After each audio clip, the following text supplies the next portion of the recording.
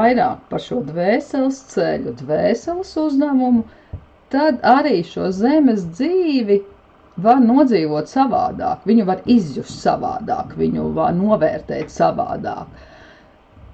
Ir tādas lietas ļoti smagas, kur dvēsele izvēlējusies šai dzīvē zaudēt bērnu.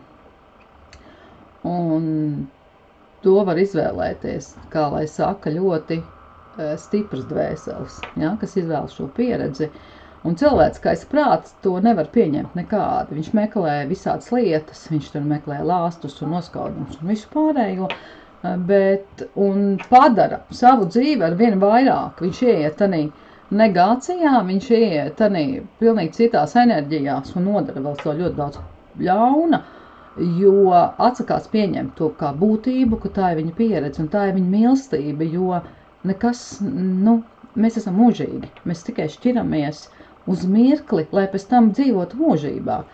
Un tad, kad mammas ir ļoti, jau, kā lai saka, tādā kā fēniks viņas deg, un viņām ir ļoti grūti pieņemt to un neļauj atlaist, un tā sāpe pāriet pāri, tad tas tāds ļoti tāds kā cilvēcīski teikt, ļoti cietsirdīgi teikt, bet jūs saprotat, kad jūsu bērnam vēl ir citas iepriekšējās dzīves bijuši, kur ir viņam vēl bijuši mammas un tēvi.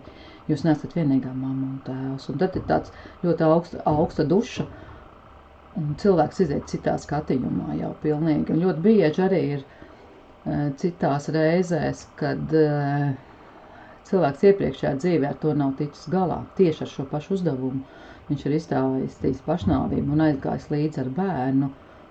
Un saprotiet, dvēseles pieredze, dvēsele neieguva šo pieredzi. Viņa salūza un neizturēja. Un viņa nākamā dzīvē pati labprātīgi vēlas iziet vēlreiz šo pieredzi. Un viņu iziet. Un viņa lūdz, lai viņu iziet. Un tad šie cilvēki lūdz augstākos spēkus palīdzēt viņam izdzīvot šo ļoti lielo cilvēcisko sāpi.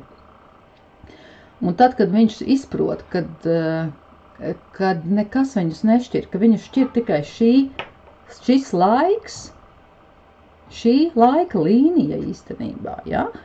Kad ārpus tās ir mūžība, un mēs tur varam satikties, un mēs varam tad to dvēseli tikties. Un vienmēr aizejot šo zemes dzīvi, pamatot, mēs tiekamies ar tiem cilvēkiem uz mirkli, uz lielāku vai mazāku to, ko mēs ļoti mīlam. Un viņi mūs vai sagaida, jo tad ir tā atpazīstamības seja, kas cilvēka prātam, kaut vai viņa mirusi, tā kā cilvēks miris, ja, viņš dod to spēku iet tālāk, tā kā ieraugot šo pazīstamo ceļu, cilvēks saprot, kad ir viss pareizi, un viņš dodās šo nāvis, es viņu sauc par nāvis tango, pēdējo vēl jau izejot no sava ķermeņa, viņš izdejo ar šo, jo viņš redz šo pazīstamo seju, un tas viņam ir tāds drošības garants. Un tāpēc es gribēju ļoti, tā kā vērst to uzmanību, pirms jūs ko nosodiet, pirms jūs vērtējiet ļauns vai labs, aizdomājieties par dvēseles ceļu un dvēseles pieredzi.